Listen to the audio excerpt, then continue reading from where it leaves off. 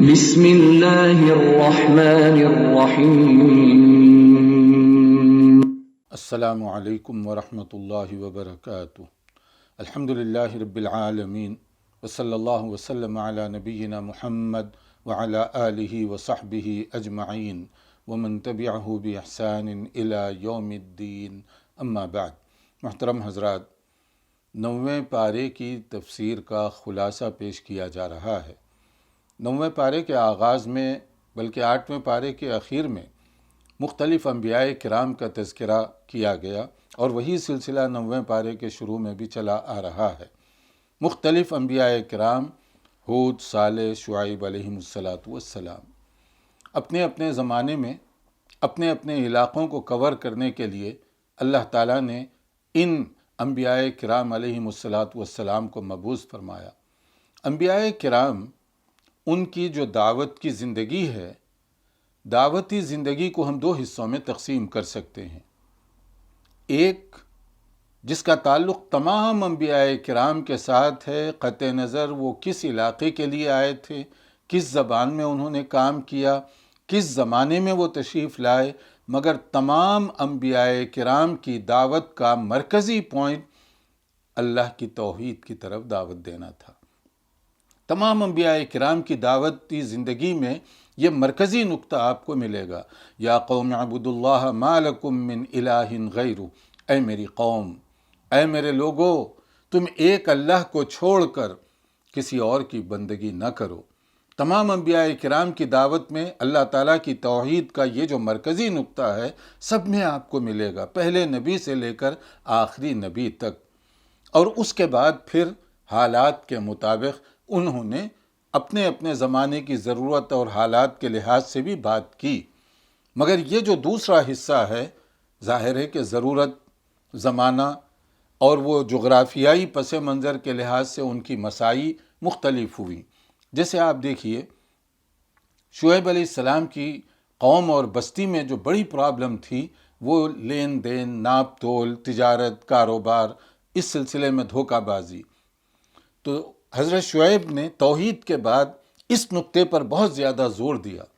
لوط علیہ السلام وہ بھی اللہ کے نبی ہی تھے، مگر وہاں پر ناپ تول کی بات نہیں کی گئی، بلکہ وہاں جو مسئلہ تھا درپیش، وہ قوم کے بگڑے ہوئے لوگوں کا جنسی رجحان، انار کی بے راہ روی، اور اس سلسلے میں لوط علیہ السلام نے بہت محنت اور کوشش کی۔ تو پہلا جو نقطہ توحید کا، دونوں ایک، لیکن دوسرا جو ہے، ہر ایک کے اپنے زمانے کے حالات کے لحاظ سے انہوں نے کام کیا، انہوں نے محنت کی۔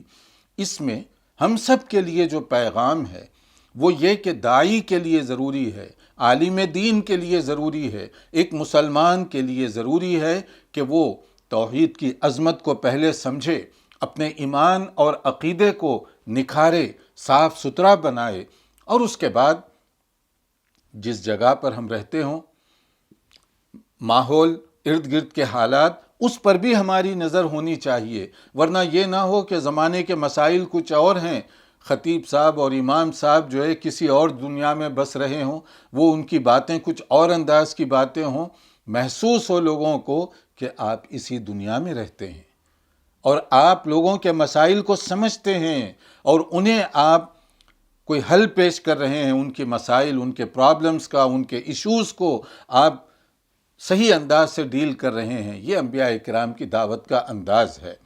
اور پھر اس کے بعد میں دیکھیے کہ مخالفت جو ہوئی انبیاء کرام کی، وہ بھی کس طرح سے شدید مخالفت ہوئی۔ ہر زمانے میں نبیوں کے ساتھ مخالفتیں ہوتی رہیں، اور بعض اوقات بڑی سخت قسم کی مخالفت ہوئی، بلکہ بعض انبیاء کرام علیہم السلام کو قتل تک کیا گیا۔ تو اس کا معنی یہ ہے کہ دین کی دعوت، توحید کی دعوت ایسی نہیں ہے کہ لوگ آپ پر پھول نچھاور کریں گے، بلکہ یہاں پر کانٹے پھینکے جاتے ہیں، یہاں پر قدم قدم پر آزمائش، تکلیفیں اور مشکلات کا سامنا کرنا ہوگا۔ مگر انبیاء کرام کا اسوہ یہ بتا رہا ہے کہ ایک داعی کے لیے ضروری ہے، مبلغ دین کے لیے ضروری ہے کہ وہ صبر کے ساتھ ثابت قدمی کا مظاہرہ کرے اور پھر اپنے مشن میں لگا رہے۔ پھر آگے جو لوگ غفلت، سستی اور بے دینی کا شکار ہیں، ان کے حوالے سے کچھ باتیں بتائی گئیں۔ آیت 96 اس کے اندر بہت ہی اہم ایک بات بتائی گئی کہ جو لوگ غافل ہیں یا جو لوگ دنیا داری، دنیا کمانا، دنیا ہی کے اندر لگے ہوئے ہیں، ان کے بارے میں کچھ باتیں بتائی گئی کہ لوگوں کو غفلت کا شکار نہیں ہونا چاہیے۔ اللہ کی گرفت ایک وقت، ایک مہلت کے بعد کسی طرح بھی آ سکتی ہے، قابو میں کسی طرح سے بھی لوگوں کو کیا جا سکتا ہے۔ لہٰذا دنیا میں ہونے والے واقعات، حادثات، ایکسیڈنٹ، انسیڈنٹ، یہ ہمارے لیے الارم ہے، ہمیں ان سے چوکنا ہو جانا چاہیے۔ کہا گیا افامن اہل القری ان یاتیہم باسنا بیاتا وہم نائمون، کیا لوگ اس بات سے غافل ہیں کہ اللہ کی گرفت رات میں بھی آ سکتی ہے جب وہ اپنے بستروں پر آرام کی نیند لے رہے ہوں۔ امن اہل القری ان یاتیہم باسنا ضحی وہم یلعبون، یا یہ بھی ممکن ہے کہ دن کے اجالے میں کھیل تماشا، کمائی وغیرہ کاروبار زندگی میں مصروف ہوں اور اللہ تعالیٰ کی گرفت آ جائے، کسی بھی طرح سے آ سکتی ہے اللہ کی آزمائش۔ کہا جا رہا ہے افامنوا مکر اللہ، کیا تم اللہ تعالیٰ کی گرفت سے، اللہ کے پلاٹ سے، اللہ کی تدبیر سے بے پرواہ ہو چکے ہو؟ فلا یأمن مکر اللہ الا القوم الخاسرون، گھاٹے اور نقصان میں ہیں جو لوگ اللہ تعالیٰ کی گرفت سے بے پرواہ ہو کر زندگی گزار رہے ہیں۔ اس وقت آپ دیکھیے دنیا میں ایک ہلچل سی مچی ہوئی ہے، اور وہ ہلچل کیسے مچی؟ چین سے ہونے والی ایک چھوٹی سی بیماری بظاہر کرونا وائرس، یعنی یہ ایک ایسا جرثومہ ہے، بیکٹیریا ہے، جسے ننگی آنکھ سے دیکھا تک نہیں جا سکتا جب تک کہ لیبارٹری اور آلات کا استعمال نہ کیا جائے۔ اتنا چھوٹا سا بیکٹیریا، لیکن دنیا کی سپر پاور طاقتیں سرنگوں ہو گئی، دنیا کا چین امن سارا کا سارا تہس نہس ہو گیا، ہر ایک خوف کے عالم میں ہے۔ اس تناظر میں قرآن کریم کی ان آیتوں کو ایک بار پھر آپ پڑھ لیجیے کہ اللہ تعالیٰ کی گرفت کسی بھی طرح سے، کسی بھی شکل میں آ سکتی ہے، کبھی زلزلہ، کبھی طغیانی، کبھی طوفان، کبھی سیلاب، اور کبھی یہ اس طرح کے اور حادثات، اور پھر ابھی اس میں کرونا وائرس، یہ بھی اللہ تعالیٰ کی آزمائش، اللہ تعالیٰ کی ایک مصیبت ہے، اور اللہ کی مصیبت کو دور کرنے کے لیے استغفار، توبہ اور اللہ ہی کی طرف رجوع کرنا، یہ بنیادی اور بیسک ریکوائرمنٹ۔ پھر اس کے بعد میں حضرت موسیٰ علیہ السلام کا بڑا تفصیل سے ذکر کیا گیا کہ موسیٰ علیہ السلام کو فرعون کے ظلم و ستم کے خلاف بھیجا گیا تاکہ وہ دین کی بات بھی کریں اور فرعون اور فرعونیوں کی طرف سے ہونے والے مظالم سے اپنے لوگوں کو محفوظ حالت میں بچا سکیں، نکال سکیں وہاں سے۔ تو موسیٰ علیہ السلام نے، ظاہر ہے کہ ایک نبی کی سے بڑھ کر کوئی اور حکمت اختیار نہیں کر سکتا، موسیٰ علیہ السلام نے بڑے حکیمانہ انداز میں دین کی بات کی، اور دین کی بات کرتے ہوئے انہوں نے اللہ تعالیٰ کی توحید کا ذکر کیا۔ فرعون جلال میں آ گیا اور اس نے کہا میرے علاوہ کوئی اور اللہ ہو سکتا ہے؟ انا ربکم الاعلی، تمہارا رب تو میں ہوں، میری اگر تم کسی کی بندگی اور پوجا پرستش کرنا چاہتے ہو، مجھ سے زیادہ مستحق اور کون ہو سکتا ہے؟ دیکھیے کرسی اقتدار انسان کو کس طرح سے دھوکے میں ڈال دیتی ہے۔ اس نے اللہ کا انکار کیا، اور پھر اس کے بعد میں موسیٰ علیہ السلام نے کچھ معجزات بھی دکھائے، اور وہ معجزات، میریکلز، جو اللہ تعالیٰ کی طرف سے خاص طور پر دیے جاتے ہیں انبیاء کرام علیہم السلام کو، یہ سمجھنے والوں کے لیے بہت بڑی اس کے اندر نشانی تھی۔ لیکن فرعون تکبر، گھمنڈ، غرور میں مبتلا تھا۔ اس نے چاہا کہ یہ تو جادو ہے، اور جادو کا میں توڑ کر سکتا ہوں، یعنی معجزہ ربانی کو وہ جادو اور میجک سمجھ رہا تھا۔ اور اس نے کیا کیا؟ مختلف جادوگروں کو جمانے کی اس نے کوشش کی، ایک جگہ جمع کر کے اس نے چاہا کہ موسیٰ علیہ السلام کا جادو کے ذریعے سے مقابلہ کیا جائے۔ اور جادوگر ظاہر ہے بادشاہ وقت ہے، حکومت، اس کی طرف سے جب اعلان کیا گیا تو لوگ کھینچ کھینچ کر آئے وہاں پر، اور جب وہ لوگ کھینچ کھینچ کر جمع ہوئے تو پھر اس کے بعد میں آپس میں ان کی کوئی بات چیت بھی ہوئی، اور بات چیت ہونے کے بعد فرعون کے دربار میں آ کر انہوں نے اپنے حوالے سے کچھ تحفظات یا کچھ انعام کی خواہش کا اظہار بھی کیا، لالچ، حرص۔ اب دیکھیے، وجاء السحرة فرعون قالوا ان لنا لاجرا ان كنا نحن الغالبین۔ جادوگروں نے کہا اگر ہم جیت جائیں، مقابلہ ہمارے حق میں ہو، ہمیں کیا ملے گا؟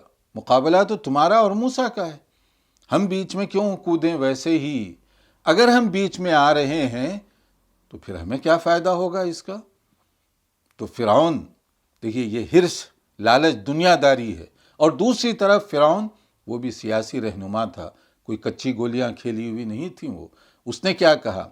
قال نعم وانکم لمن المقربین، ہاں ہاں کیوں نہیں، تمہیں میں اپنا مقرب بنا لوں گا، یعنی جس کو آج کی اصطلاح میں سمجھ لیے مشیر خاص، اور مشیر ہی تو حکومت کو بنانے، اٹھانے یا بٹھانے اور گرانے کا سبب بنتے ہیں عام طور پر۔ اگر یہ اچھے ہوں گے تو حکومت بھی چلے گی صحیح اور درست سمت میں، اور اگر یہ بگڑ جائیں تو ساری حکومت برباد بھی ہو سکتی ہے۔ تو فرعون نے بھی کیا کیا؟ کوئی مقررہ رقم وغیرہ اس نے نہیں کہی، بلکہ اس نے کہا تم ہو ہی پھر میرے مقرب۔ انہوں نے بھی پھر آگے سوال نہیں کیا، جب ہمیں دربار خاص میں مقرب ہونے کا شرف مل جائے، حکومت ہماری، اقتدار ہمارا، دولت ہماری، پھر آگے حساب کرنا کیا ہے، چلو ٹھیک۔ اور اس کے بعد پھر کیا ہوا؟ میدان میں پہنچے وقت مقررہ پر، ادھر موسیٰ علیہ السلام حضرت ہارون علیہ السلام کے ساتھ روانہ ہوئے۔ اب یہ بڑا عجیب و غریب قسم کا مسئلہ تھا، قوم کے لوگوں کو جمع کیا گیا اعلان کر کے باقاعدہ، اور وہاں پر مقابلہ شروع ہوا۔ جادوگروں نے اپنی جو بھی کرتب اور جو بھی چیزیں ہیں رسیاں ڈال دیں میدان میں، اور وہ جادو کے زور پر ایسے لگ رہا تھا جیسے کوئی رینگتے ہوئے سانپ۔ خوف کا ماحول پیدا ہو گیا، سارے میدان کے اندر جو لوگ جمع تھے وہ خوف زدہ ہو گئے۔ پھر اس کے بعد میں کیا ہوا؟ جب جادوگروں نے اپنی رسیاں پھینکیں، ایک خوف کا ماحول، دہشت کا ماحول پیدا ہو گیا وہاں پر۔ پھر حضرت موسیٰ علیہ السلام پر اللہ تعالیٰ کی طرف سے اشارہ ہوا، وحی ہوئی کہ آپ کے ہاتھ میں جو عصا ہے وہ ڈالیے آپ۔ حضرت موسیٰ علیہ السلام نے جب عصا ڈالا، وہ لاٹھی پھینکی، تو پھر وہ ایک ایسی سانپ کی شکل اس کی بن گئی کہ جو جادوگروں نے اپنے جادو کے زور پر جو بھی کرتب کیا تھا وہ سب کو ختم کر کے رکھ دی وہ لاٹھی۔ اب فن والا فن کو سمجھتا ہے، جادوگر سمجھتے تھے کہ اگر موسیٰ علیہ السلام کے پاس کوئی جادو ہے تو پھر ہم اس کا توڑ کر دیں گے، لیکن جب انہوں نے یہ منظر دیکھا کہ ایک لاٹھی سانپ کی شکل اس کی ہوئی اور پھر ہم نے جو کچھ جادو کیا تھا وہ سب کا سب ختم ہو گیا، تو انہیں یقین ہو گیا کہ یہ کوئی جادو کا اثر نہیں ہو سکتا۔ ورنہ ہم بھی جانتے ہیں جادو کے حدود کیا ہیں اور جادوگر کیا کچھ کر سکتا ہے، لیکن جب انہوں نے دیکھا موسیٰ علیہ السلام کے بعد جو کچھ ہوا تو انہیں یقین ہو گیا کہ موسیٰ علیہ السلام اللہ تعالیٰ کی مدد سے یہ کام کر رہے ہیں۔ یہ واقعی جادو ہے، جادو نہیں، یہ واقعی جادو نہیں بلکہ معجزہ ہے۔ تو اس کے بعد کیا ہوا؟ جیسے ہی انہیں یقین ہو گیا کہ یہ معجزہ ہے جو موسیٰ علیہ السلام کہہ رہے ہیں، یہ جادو نہیں ہے، تو فوری طور پر ایمان لانے کا انہوں نے اعلان کر دیا۔ اور ایمان لاتے ہوئے انہوں نے کیا کہا؟ قالوا آمنا برب العالمین رب موسیٰ و ہارون، ہم ایمان لے آتے ہیں اللہ پر جو عالمین کا پروردگار ہے، جو موسیٰ اور ہارون علیہ السلام کا رب ہے، جس کی طرف موسیٰ اور ہارون دعوت دے رہے ہیں۔ ہم کنونس ہو چکے ہیں، ہم مطمئن ہو چکے ہیں، ہم ایمان لانے کا اعلان کرتے ہیں۔ اب یہ اعلان ایک عجیب و غریب چیلنج بن گیا وہاں پر، فرعون کے لیے بھی، لوگوں کے لیے بھی، کہ منظر کیا تھا اور کیا سے کیا ہو گیا۔ جادوگر فرعون یہ سمجھتا تھا کہ آج وہ کرتب ایسے دکھائیں گے کہ موسیٰ علیہ السلام کو شکست دے دی جائے گی، مگر ہوا کیا؟ انہوں نے تو خود اعلان کر دیا ایمان لانے کا۔ جیسے ہی انہوں نے اعلان کیا، فرعون بے قابو ہو گیا، غصے سے آپے سے باہر ہو گیا، آؤٹ آف کنٹرول، اور اس نے دھمکی دی کہ یہ تم نے میری اجازت کے بغیر ایمان لانے کا اعلان کیسے کیا؟ یہ جرأت کیسے ہوئی تمہارے اندر؟ اگر تم باز نہ آؤ اس ایمان سے تو میں تمہیں قتل کر دوں گا، اور قتل بھی ویسے نہیں، سولی پر لٹکا دوں گا۔ اور کیسے؟ لَأُقَطِّعَنَّ أَيْدِيَكُمْ وَأَرْجُلَكُمْ مِنْ خِلَافٍ ثُمَّ لَأُصَلِّبَنَّكُمْ أَجْمَعِينَ، تمہارے ہاتھ کاٹ دوں گا، پاؤں کاٹوں گا، اس کے بعد تمہیں ہینگ کر دوں گا، سولی پر لٹکا دوں گا۔ ذرا یہاں غور کیجئے، یہ جو وارننگ ہے، دھمکی ہے، کوئی عام آدمی کی طرف سے نہیں، فرعون کی طرف سے یہ دھمکی ہے۔ اور دنیا جانتی ہے کہ وہ جو چاہے وہ کر سکتا تھا اس وقت، کوئی کچہری، کوئی کورٹ، کوئی ٹرائل، کوئی مسئلہ نہیں تھا، بلکہ وہ جو کہتا وہی فیصلہ، وہی قانون۔ جادوگر بھی جانتے تھے کہ یہ جو چاہے کر سکتا ہے۔ انہوں نے اس موقع پر کیا کہا؟ دیکھیے، یہ ہے ایمان کا کمال۔ جب ایمان کی حلاوت دل میں داخل ہو جاتی ہے، فرعون جیسے جابر اور ظالم کی دھمکی بھی وہاں کوئی کام نہیں کر سکتی۔ انہوں نے کہا، تم یہ جو دھمکی ہمیں دے رہے ہو صرف اس لیے کہ ہم ایک اللہ پر ایمان لے آئے ہیں، کر لو جو تم کرنا ہو، مگر یاد رکھو اب ہم ایمان سے واپس آنے والے نہیں۔ پھر انہوں نے دعا کی، ربنا افرغ علینا صبرا وتوفنا مسلمین، بار الہ ہمیں اس آزمائش میں ثابت قدمی عطا فرما، صبر کرنے والا بنا دے، ہماری وفات بھی ہو تو اسلام کی حالت میں ہو۔ دیکھیے، ذرا رک کر غور کیجئے، ابھی یہی جادوگر تھوڑی دیر پہلے فرعون سے بھاؤ تاؤ کر رہے تھے دنیاوی فائدوں کے لیے، اور جب ایمان ان کے دل میں داخل ہو گیا تو پھر اب ان کی نظر ہو گئی آخرت بنانے اور سنوارنے کی طرف۔ فرعون جیسے ظالم کی دھمکیوں کو وہ خاطر میں نہیں لا رہے ہیں۔ یہ ہے ایمان اور کفر کا فرق، ایمان اور شرک کے درمیان یہ فرق ہے۔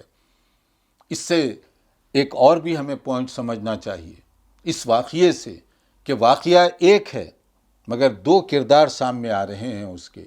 فرعون اور اس کے لشکر اور حواری، چیلے چاٹے، انہوں نے بھی یہی منظر دیکھا تھا، جادوگروں نے بھی یہی منظر دیکھا، مگر جادوگروں پر اس کا اثر کیا ہوا اور فرعون اور اس کے ساتھ دینے والوں پر اس کا اثر کیا ہوا؟ وہ سرکشی میں آئے اور انہوں نے حقداروں کو مارنے کی کوشش کی، جبکہ جادوگر ایمان لانے کے بعد اپنی ساری توجہ آخرت کی طرف لگا دی۔ دیکھنے میں بظاہر ایک ہی منظر تھا، موسیٰ علیہ السلام کا معجزہ، لیکن اس کے اثرات کیسے دیکھنے میں آئے؟ تو اس میں پوائنٹ یہ ہے کہ بعض اوقات حق اور سچ کو سمجھنے کے باوجود کچھ لوگ دائرے دین میں داخل ہوتے ہیں، چاہے کتنا بڑا چیلنج ان کے سامنے ہو، کتنی ہی قربانی ان کو دینی پڑے، اور کچھ لوگ ایسے ہوتے ہیں جو پھر بھی اس کا مذاق اور دل لگی ہی کرتے ہیں، اور حق کو قبول کرنے کے لیے وہ تیار اور آمادہ نہیں ہوتے۔ پھر آخری نبی، خاتم النبیین، سید المرسلین محمد مصطفیٰ صلی اللہ علیہ وسلم کا تذکرہ کس شاندار انداز میں کیا گیا۔ آیات 157 158، اس کو آپ بھی پڑھیے ذرا، کہ ہمارے نبی کے بارے میں جو باتیں بتائی گئیں کہ کون ہے ہمارے نبی، الذین یتبعون الرسول النبی الامی الذی یجدونہ مکتوبا عندہم فی التوراۃ والانجیل، یہ وہ نبی ہیں جن کی آمد کی بشارت، جن کے صفات کریمانہ کی بشارت تورات میں بھی دی جا چکی ہے، انجیل میں بھی جو نبی صلی اللہ علیہ وسلم سے پہلے نازل ہو چکی تھی۔ گویا آپ کی پیدائش سے پہلے آپ کے صفات طیبہ کا تذکرہ ہو رہا ہے، موسیٰ علیہ السلام کی زبانی، عیسیٰ علیہ السلام کی زبانی، انجیل میں، تورات میں۔ یہ کمال ہے ہمارے نبی صلی اللہ علیہ وسلم آنے کے بعد جو آپ کے اخلاق لوگوں کے سامنے آئے، یہ تو بعد میں آئے، لیکن اس سے پہلے یہ گواہی موجود ہے۔ اور پھر آپ کیا کام کرتے ہیں؟ ڈیوٹی کیا ہے آپ کی؟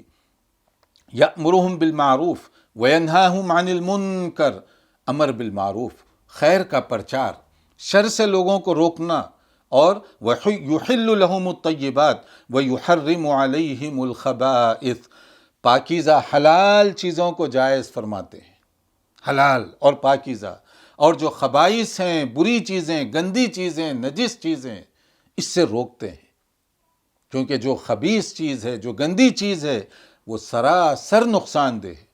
اور آج تو دنیا کے سامنے آ چکا ہے کہ اسلام نے کسی چیز کو حلال کیا تو اس میں کوئی نہ کوئی حکمت اور مصلحت ہے۔ کسی چیز کو اگر حرام فرما دیا گیا تو اس میں بھی کوئی نہ کوئی ریزن ہے، کیونکہ اللہ جو احکم الحاکمین ہے بغیر ریزن کے اس کو حرام نہیں کیا۔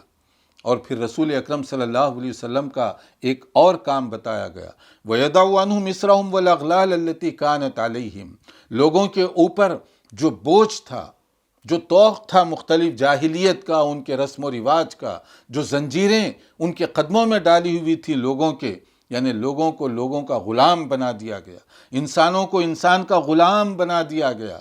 ہمارے نبی صلی اللہ علیہ وسلم نے لوگوں کو آزادی کا ایک بڑا تحفہ دیا، آزاد رہنے کا طریقہ بتایا کہ کس طریقے سے وہ آزادی کی فضا میں رہ سکتے ہیں۔ تو اس کا معنی یہ ہوا کہ دین اسلام میں جو فریڈم آف ایکسپریشن ہے، اظہار خیال، اظہار رائے کی آزادی، انسان کی آزادی، دنیا کا کوئی اور ریلیجن، کوئی اور مذہب اس کا تصور بھی کہاں سے کر سکتا ہے۔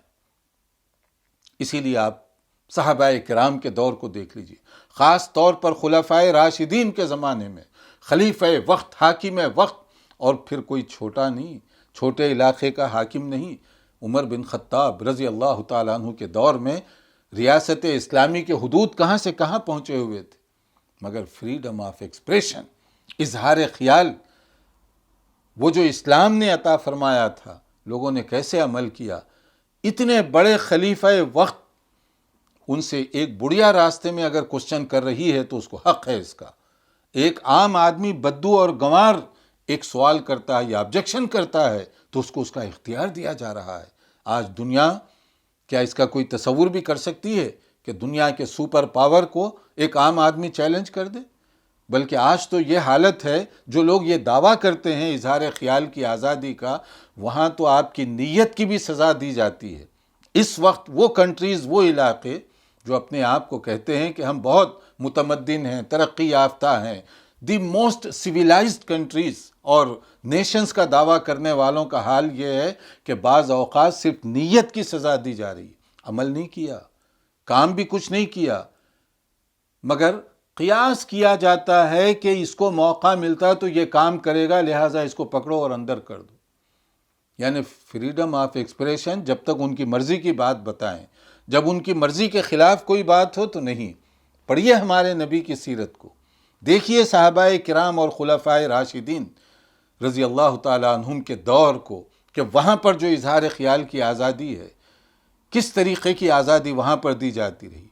پھر ہمارے لیے بھی اس میں ایک اور بات بھی کہی گئی کہ رسول اکرم صلی اللہ علیہ وسلم تمام دنیا کے لیے رسول بنا کر بھیجے گئے۔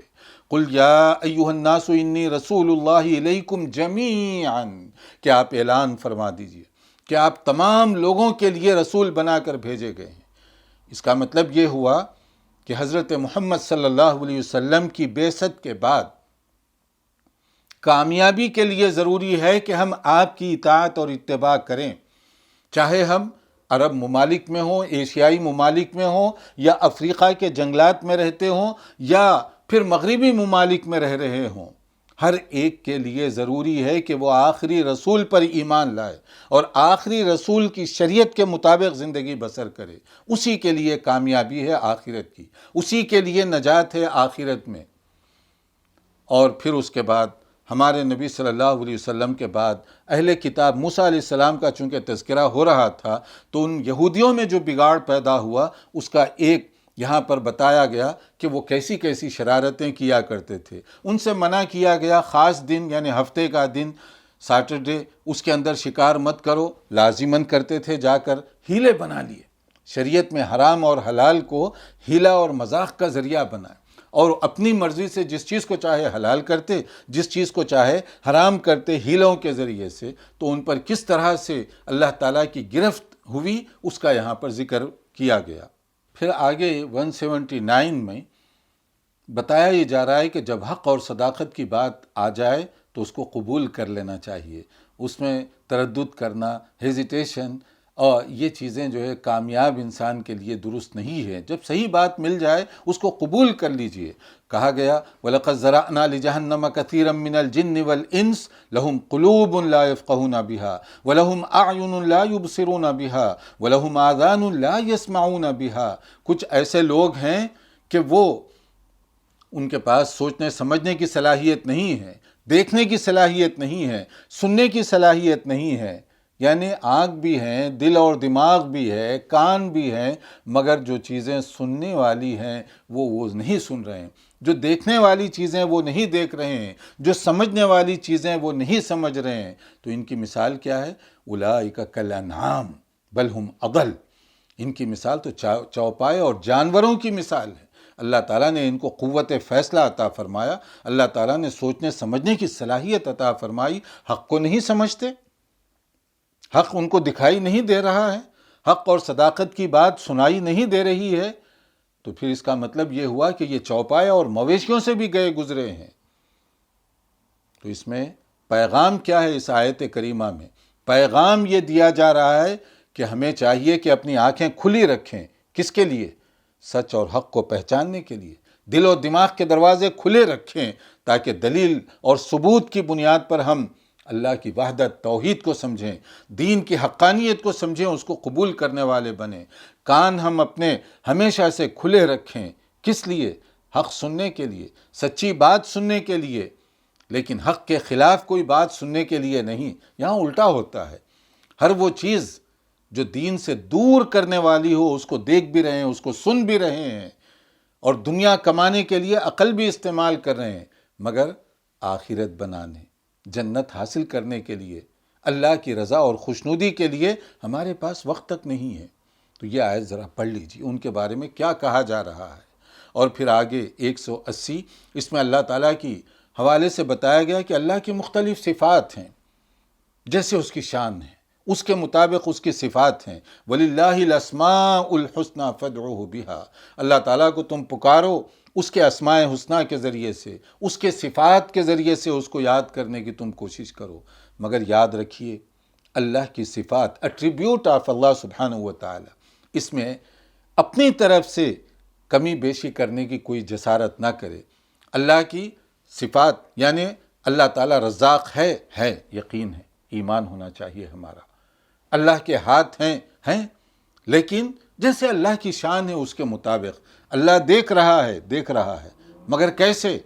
جیسے میں دیکھ رہا ہوں؟ نہیں، اللہ کی شان کے مطابق۔ یا بعض لوگ اس کے اندر خواہ مخواہ جو ہے اپنی طرف سے چیزوں کو ٹویسٹ کرتے ہیں، تعویلات کرتے ہیں۔ نہیں، اللہ کے ہاتھ کا مطلب یہ ہے، اللہ کی آنکھ کا مطلب یہ ہے۔ دیکھیے اسی سے پھر آدمی اتنی دور نکل جائے گا کہ وہ صراط مستقیم سے بھٹک جائے گا۔ اس کا سمپل اور سیدھا سا آنسر یہ ہے کہ اللہ تعالیٰ کی صفات ہیں جیسے اللہ کی شان ہے، ہو گئی بات ختم۔ اور پھر دعا کے لیے بھی اللہ کی صفات کا تذکرہ، جیسے یا اللہ تو غفور ہے، یا حی، یا قیوم، رب العالمین، فاطر السماوات والارض وغیرہ، جو اللہ تعالیٰ کی مختلف صفات ہیں، اس حساب سے اگر آدمی دعا کرے گا تو اس دعا کی قبولیت کے اندر زیادہ وزن پیدا ہوگا۔ جیسے مختلف دعاؤں میں آپ دیکھیے کیسے کیسے الفاظ استعمال اس کے اندر کیے گئے۔ اور پھر اس کے بعد نبی کریم صلی اللہ علیہ وسلم کے حوالے سے ایک اور بات بتائی جا رہی ہے، 188، اس کو بھی نوٹ کر لیجئے۔ 188 آیت کا نمبر ہے کہ اس میں رسول اکرم صلی اللہ علیہ وسلم کیا فرماتے ہیں، آپ سے کیا کہلوایا جا رہا ہے۔ فرمایا گیا قل، یعنی اے نبی صلی اللہ علیہ وسلم آپ اعلان فرما دیجئے۔ کس بات کا؟ لا املک لنفسی نفعا ولا ضرا الا ما شاء اللہ، میں تمہارے لیے اپنی طرف سے نہ کوئی نفع پہنچا سکتا ہوں نہ کوئی نقصان۔ نفع اور نقصان کا فیصلہ اللہ کی طرف سے ہوگا۔ یعنی رسول اکرم صلی اللہ علیہ وسلم اعلان فرما رہے ہیں کہ میں اپنی طرف سے تمہیں چاہوں تو نفع پہنچاؤں یا نقصان پہنچاؤں، ایسا نہیں۔ اللہ کے حکم، اس کی حکمت اور اس کی مشیت کے بغیر کوئی کسی کو نہ فائدہ پہنچا سکتا ہے نہ کوئی نقصان، الا ما شاء اللہ۔ ولو کنت اعلم الغیب لاستکثرت من الخیر وما مسنی السوء، اگر مجھے غیب کا علم ہوتا کبھی تکلیف نہیں پہنچتی مجھے، کیونکہ پہلے سے معلوم ہوتا کہ جنگ احد میں جا رہے ہیں تو وہاں کیا نتیجہ نکلنے والا ہے؟ کیا نبی صلی اللہ علیہ وسلم جان کر 70 صحابہ کو شہید کروا دیے، یا اپنے چچا کو شہید کروانے کا سبب بن گئے، یا خود آپ کے جسم اطہر پر کتنے زخم لگے وہاں پر؟ کیا پہلے سے آپ کو یہ چیزوں کا علم تھا؟ نہیں۔ جب اللہ نے بتایا تو آپ نے نشان لگا کر جنگ بدر کے موقع پر بتایا تھا، یہاں یہ ہوگا یہ ہوگا۔ احد میں نہیں بتایا گیا، نہیں معلوم ہوا، تو معلوم کیا ہوا؟ وحی کے ذریعے سے اگر آپ کو بتا دیا جائے تو آپ کو معلوم ہوتا ہے، اور اگر وحی کے ذریعے سے نہ بتایا جائے تو آپ کو معلوم نہیں ہوتا۔ اس لیے یہاں پر یہ خاص چیز ذہن میں رکھنے کی ہے۔ خواہ مخواہ یہ جو ہمارے ہاں ایک موضوع بحث چلا ہے لوگوں عوام کے درمیان کہ غیب کا علم تھا یا نہیں تھا، اللہ تعالیٰ اگر بتائے تو وہ علم ہے، اور اگر اللہ تعالیٰ نہ بتائے تو بذات خود آپ کو نہیں ہے، جس کا یہاں پر آیت 188 میں بہت کلیئر طریقے سے کہا جا رہا ہے۔ اور پھر اس کے بعد میں کہا ان انا الا نذیر و بشیر لقوم یؤمنون، کہ میری جو حیثیت ہے وہ کیا ہے؟ مجھے اللہ نے بشیر بنا کر بھیجا، نذیر بنا کر بھیجا، یعنی جہنم اور عذاب سے ڈرانے والا، جنت اور اس کی نعمتوں کی خوشخبری سنانے والا۔ اور جو لوگ اللہ کو چھوڑ کر دوسروں کی پوجا اور پرستش کرتے ہیں ان کے لیے کیا کہا گیا؟ آیت 194 جو ہے 194، یہ بھی بڑی اہم آیت ہے۔ ان الذین تدعون من دون اللہ عباد امثالکم، کہ تمہیں کیا ہو گیا ہے ایک اللہ کو چھوڑ کر کبھی اس کے دربار پر، کبھی اس کے مزار پر، کبھی کسی کی خانقاہ پر، نہ جانے کہاں کہاں تم اپنے پیشانی کو وہاں پر جھکاتے ہو، ماتھا ٹھکاتے ہو وہاں پر، انہیں حاجت روا، انہیں مشکل کشا سمجھتے ہو تم لوگ۔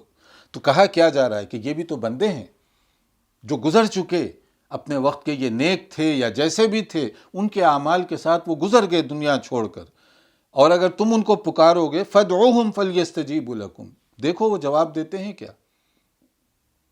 یہاں پر یہ بڑی غور کرنے والی بات ہے کہ اللہ کو چھوڑ کر کسی کا دربار نہ داتا دربار ہے، نہ غریب نواز ہے، نہ امیر نواز ہے، نہ مشکل کشا ہے، نہ حاجت روا ہے، بلکہ اللہ ہی کا دربار سب کا دربار ہے، وہ سب کا سننے والا ہے، وہی سب کا پروردگار ہے، اسی سے ہمیں مانگنا چاہیے، اسی سے دعائیں کرنی چاہیے۔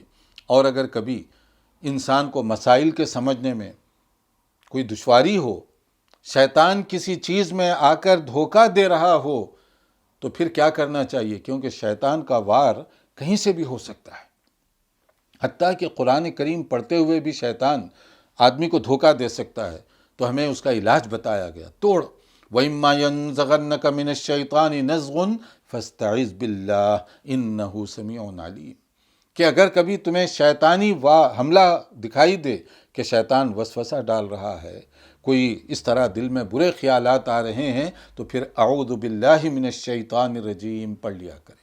یا اللہ میں تیری پناہ میں آتا ہوں، یا اللہ مجھے تیری ہیلپ اور مدد کی ضرورت ہے کہ شیطان بہکا رہا ہے، وسوسہ ڈال رہا ہے۔ تو یہ وسوسہ قرآن پڑھتے ہوئے بھی آ سکتا ہے، یہ وسوسہ نماز میں بھی آ سکتا ہے، یہ وسوسہ دین اور شریعت کے مسائل میں بھی آ سکتا ہے، یہ وسوسہ حرام اور حلال کی چیزوں میں بھی آ سکتا ہے۔ چوکنا رہنے کی ضرورت ہے۔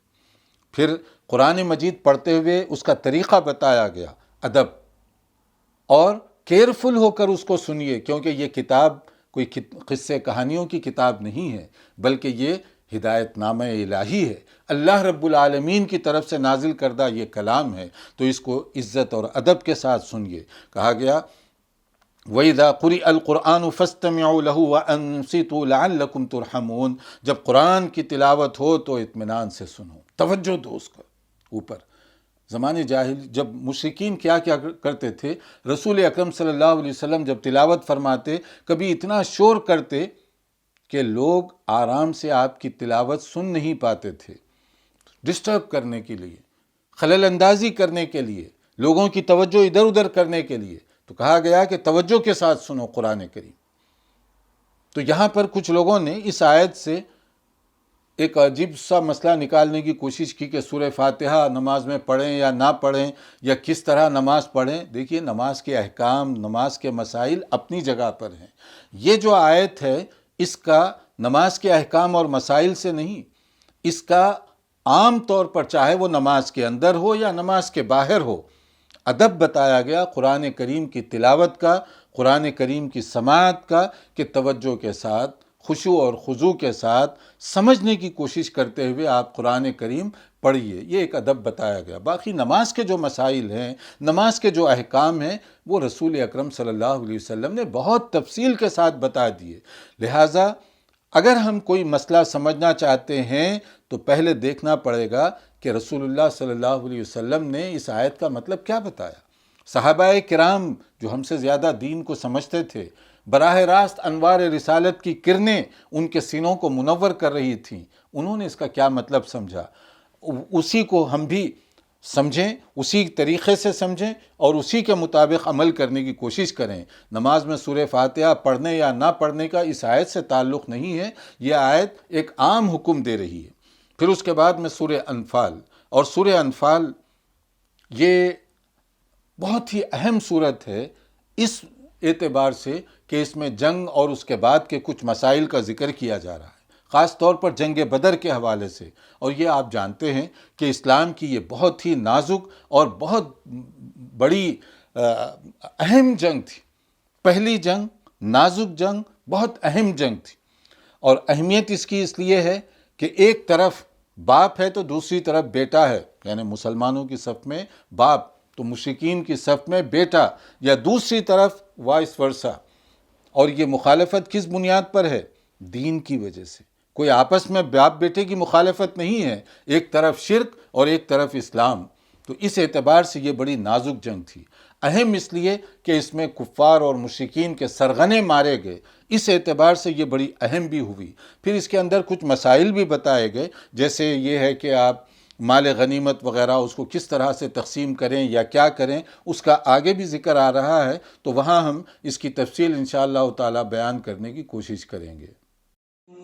سبحان ربك رب العزة عما يصفون وسلام على المرسلين والحمد لله رب العالمين۔